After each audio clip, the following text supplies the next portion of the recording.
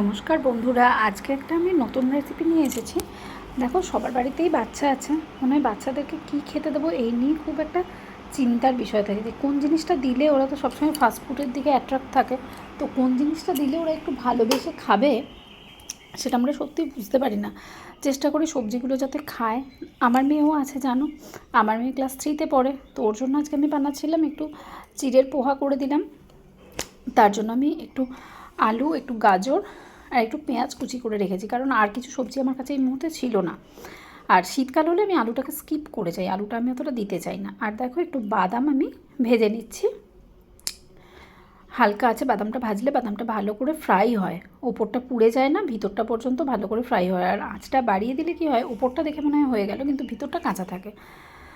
So যাই হোক, বাদামটা দেখো আমি ভালো করে আস্তে আস্তে নেড়ে ভেজে নিয়ে এটাকে তুলে রাখবো। তো টিফিন বানানোর আগে ওকে আমাকে বারবার জিজ্ঞাসা করে নিতে হয়, বাবু আজকে কী খাবি, আজকে কী দেবো, যাতে সেই জিনিসটাকে নষ্ট না করে, অন্তত কিছুটাও খেয়ে আসে। তো সেই জন্যে আমি দেখো বাদামটাকে তুলে রাখলাম। এরপরে আমি কেটে রেখেছি যে আলুটা আর গাজরটা, সেটাকে আমি ভাজতে দেবো। তার আগে আমি এর সাথে একটু তেল দিয়ে দেবো, অল্প একটু তেল দিলাম। এবার আলুটা আর গাজরটা আমি মাঝে মাঝে কী করি, একটু করে ওগুলোকে হাফ বয়েল মতো করে রাখি, একটু সামান্য গরম জলে নুন দিয়ে একটু একবার ফুটিয়ে রাখি। কিন্তু আজকে আর সেটা করিনি, আজকে ডাইরেক্ট তেলেই দিয়ে দিলাম। ওটা ফুটিয়ে রাখি কেন না, যাতে তেলটা আর একটু কম যায়, যতটা তেল কম দেওয়া যায় আর কি খাওয়ানো যায়। তো আজকে আমি বয়েল করিনি, আজকে এমনি দিয়ে দিলাম কড়াইয়ের মধ্যে। আর এতে আমি একটু অল্প হলুদ আর অল্প লবণ দিয়ে দেবো, দিয়ে এটাকে চাপা দিয়ে আমি সিদ্ধ হওয়ার জন্য কম আঁচ করে লো ফ্লেমে চাপা দিয়ে দিয়ে ভাজতে থাকছি। তারপরে তোমার এটা ভাজাটা হয়ে গেলে এর সাথে কুচিয়ে রাখা যে পেঁয়াজটা আছে সেটাও দিয়ে দেবো। আর হ্যাঁ, যেটা বলছিলাম, শীতকালে কিন্তু আমি আলুটা দিই না, দেওয়ার চেষ্টা মানে স্কিপ করারই চেষ্টা করি, কারণ শীতে অনেক রকম সবজি আমাদের কাছে অ্যাভেলেবেল থাকে। তো সেই কারণে আমি চাই সবজিগুলো দিয়ে, আর পেঁয়াজটা একটু দিলেও খেতে ভালোবাসে, পেঁয়াজটা দিই। আর বাঁধাকপি, একটু অল্প বাঁধাকপি কুচি, ফুলকপি, তারপরে মটরশুঁটি, বিনস, ক্যাপসিকাম সমস্ত কিছু আমি কিন্তু এর মধ্যে দিয়ে দিই। তার সাথে তো গাজর তো থাকেই, আর বিট থাকলে অল্প বিটও দিয়ে দিই।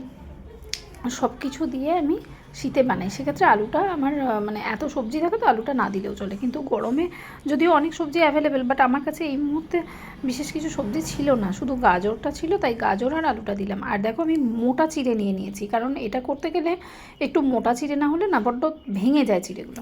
আর মোটা চিড়ে যেহেতু, সেটাকে আবার একটু ভালো করে ভিজিয়েও রাখতে হয়। তো খানিকক্ষণ ভিজিয়ে রেখে আমি জলটা ভালো করে ধুয়ে নিয়ে ওটাকে জলটা ঝরাতে দিয়ে দিয়েছি। এদিকে দেখো আমার আলুটা আর গাজরটা প্রায় ভাজা হয়ে এসেছে, একটু দেখে নেব, কারণ একটু ভালো করে নরম না হলে আমার মেয়ে আবার মুখে আটকায়। তো সেই জন্য এটা একটু ভালো করে ভাজা হয়ে গেছে দেখছি। এবারে আমি কুচিয়ে রাখা পেঁয়াজটা দিয়ে দিলাম, দিয়ে আবার আমি চাপা দিয়ে দেবো। পেঁয়াজটা তো খুব বেশি ভাজার দরকার নেই, অল্প ফ্রাই হলেই হয়ে যাবে, খেতেও ভালো লাগে ওরকম করে। পেঁয়াজটা দিয়ে আলু আর গাজরটা ভালো করে মিশিয়ে নিচ্ছি। জানি না এখন 6টা বাজে, ছটার অনেক আগেই উঠেছি, তো এখন বানাচ্ছি এটা। আমি জানি না মেয়ে আমার খাবে কি না, বা কতটা খাবে, কতটা ফেরত নিয়ে আসবে, সে তো স্কুল থেকে ফিরলেই বুঝতে পারবো। কিন্তু তার মধ্যে এই যে আমাদের চাপা দিয়ে দিলাম, 2-3 মিনিট রাখলেই হবে, খুব বেশিক্ষণ রাখিনি আমি, অল্পক্ষণের মধ্যে কিন্তু ভাজাটা আমাদের এই যে দেখো প্রায় হয়ে গেছে। এটা আর ভাজার দরকার লাগবে না, আলুটাও হয়ে গেছে, গাজরটাও হয়ে গেছে। তাও যদি বলে মা শক্ত হয়েছে, তাই কারণে একটুখানি ভালো করে নাড়াচাড়া করে নিচ্ছি। ভালো করে নাড়িয়ে ছাড়িয়ে নেওয়ার পর এতে কিন্তু আমি যে চিড়েটাকে আমি ধুয়ে রেখেছিলাম, জল ঝরতে দিয়েছিলাম ভিজিয়ে রাখার পরে, সেই চিড়েটাকে কিন্তু আমি এখানে অল্প করে মেশাতে থাকবো। এখনও একটু মেয়ে দেখে গেল, বললো যে এখনও একটু নাড়াতে হবে মা, আর একটু করো, আর একটু, খেতে পারবো না না হলে। যদিও এত কিছু ইনস্ট্রাকশন মানার পরেও জানি না কতটা খাবে। দেখো আমি ভেজেই চলেছি।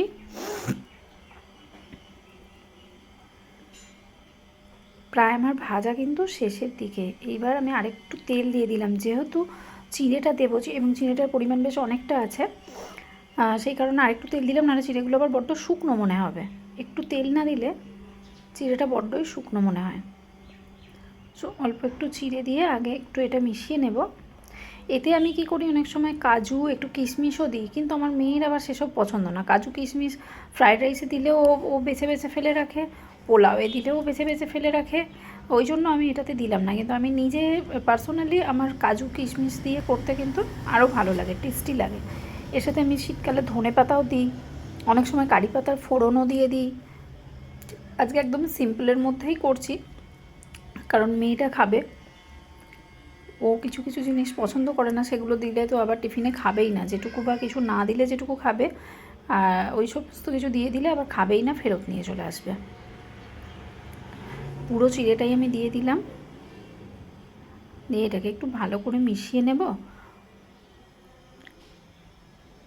ভেজে রাখা বাদামগুলো আমি এর সাথে অ্যাড করলাম। এই বাদামও কিন্তু ও যে খুব ভালোবেসে খাবে তা কিন্তু না, আমি বলে দিয়েছি বারবার করে যে বাবু 2-4টে বাদাম দিয়েছি, খাবি, আর না হলে দেখবো যে বাদামগুলো বেছে বেছে ফেরত এনেছে বাড়িতে, সেগুলোকে আর খায়নি। ও বাদামটাও খেতে খুব একটা পছন্দ করে না।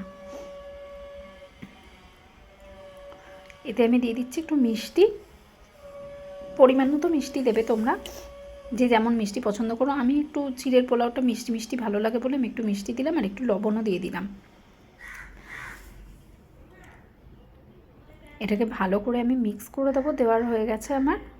আর একটু কাঁচা লঙ্কা কুচি, এটা দেখেও আজকে উঠলো, মা কাঁচা লঙ্কা দিও না, একটু টেস্টের জন্য দিই, নাহলে একদম তো সাদা সবজি বিশেষ কিছু নেই, ভালো লাগবে না খুব একটা। সো অল্প একটু কাঁচা লঙ্কাও দিয়ে দিয়েছি এতে, ভালো করে মিক্স করে নিচ্ছি।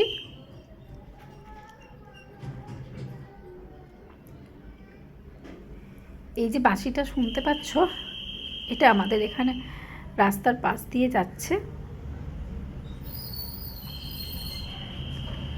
ভালো করে মিক্স হয়ে গেছে,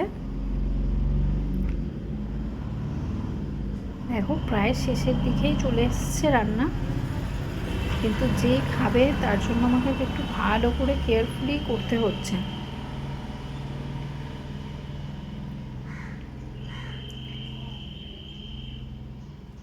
নুনটা আর মিষ্টিটা যাতে ভালো করে এর মধ্যে মিশে যায়, টেস্টটা না হলে ঠিকঠাক লাগবে না। নুন মিষ্টিটা যদি ভালো করে না মেশে, তাতে অল্প একটু কাঁচা লঙ্কা দিয়েছি,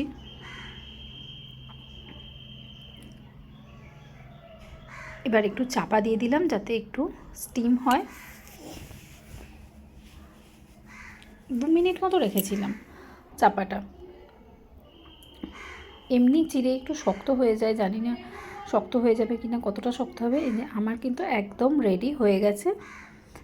এবার এই যে এটা আমি ওকে টিফিনে প্যাক করে দেব, আর তোমরাও কিন্তু খেতে পারো। আর তোমরা কীভাবে বানাও আমাকে একটু জানিও। বাই।